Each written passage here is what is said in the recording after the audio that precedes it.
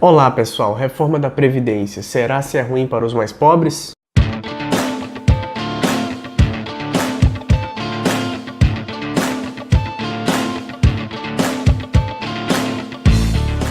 Bom, antes da gente entrar nessa discussão, a gente precisa saber o que na verdade motivou essa discussão em torno da reforma justamente agora. Na minha visão, essa discussão foi motivada principalmente através dos sucessivos déficits primários que o governo federal teve ao longo dos últimos anos. Déficit primário se entende como a diferença entre a receita e as despesas, desconsiderando os gastos com juros da dívida pública. Toda vez que o governo gasta mais do que arrecada, ele tem um déficit primário quando os juros não são imbuídos nessa conta. Quando o governo tem esse déficit primário, ele precisa emitir novos títulos da dívida pública através do Tesouro Nacional para poder honrar os seus compromissos. O problema, quando isso acontece, é que ele aumenta o valor principal da dívida pública, que hoje já é mais de 5 trilhões de reais.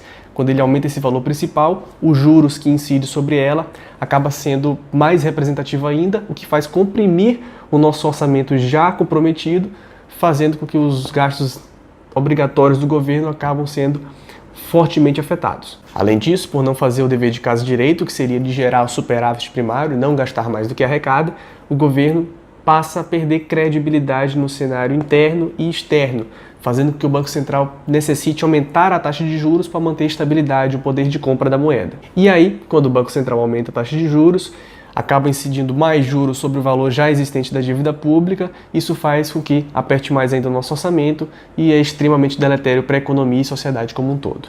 Com os juros elevados, nós favorecemos o rentismo, que é justamente quando os detentores dos capitais financeiros acabam lastreando seu capital em juros da dívida pública, ficando sentado recebendo juros sobre a dívida do governo. Além disso, o setor produtivo, a criação de novas empresas fica muito mais complicado, porque se torna muito mais caro conseguir crédito e o custo de capital é enorme, porque de um lado, os títulos públicos, o Tesouro Direto vai estar bancando uma grande taxa de juros, por outro, o cara vai ter que arriscar, botar a pele em jogo para poder gerar emprego, criar novas oportunidades no mercado. Então, às vezes é mais fácil não fazer e ficar ali com a bundinha colada na cadeira esperando os juros cair na conta.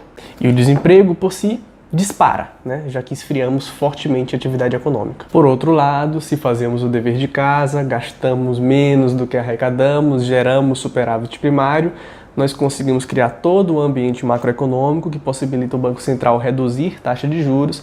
Reduzindo taxa de juros, nós já temos um efeito imediato, principalmente na dívida pública.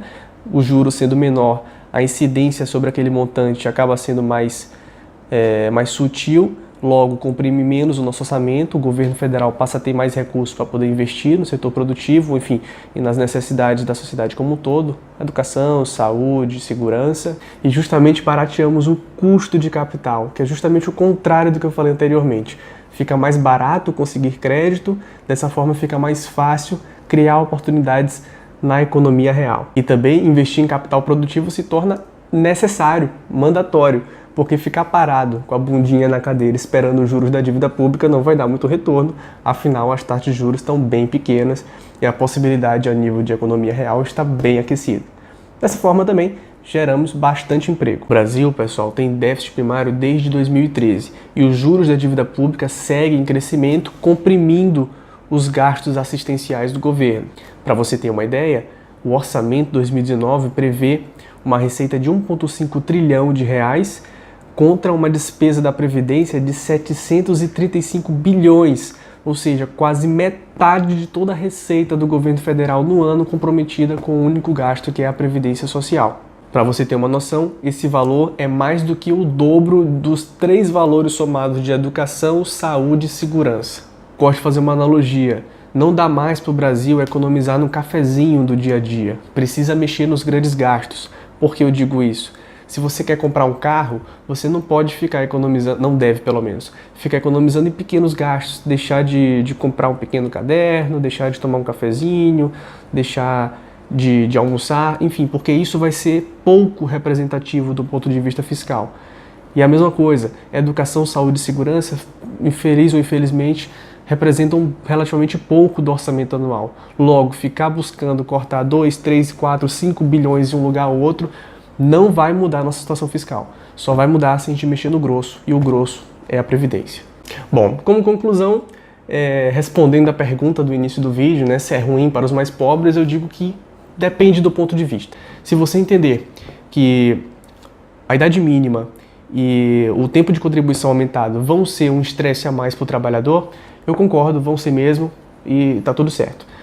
Agora, se você entender que toda essa reestruturação de gasto público pode e deve contribuir para uma melhoria de um cenário macroeconômico que pode incluir, inclusive, maior empregabilidade, geração de novos empregos, baratear o custo de capital, aí a gente entende que a médio e longo prazo isso será fantástico e não só fantástico como necessário. A reforma ajuda a garantir a sustentabilidade do sistema e ajuda a tirar o país do sufoco fiscal que vive. Bom, pessoal, por hoje é isso. Foi um vídeo informativo para discutir um pouco sobre o aspecto macroeconômico ali da reforma da Previdência, para você entender justamente no que muda em termos fiscais para o governo, em termos de política econômica e no que pode repercutir na economia real.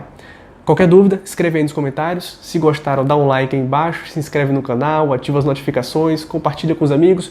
Eu estou aguardando vocês até os próximos vídeos. Valeu!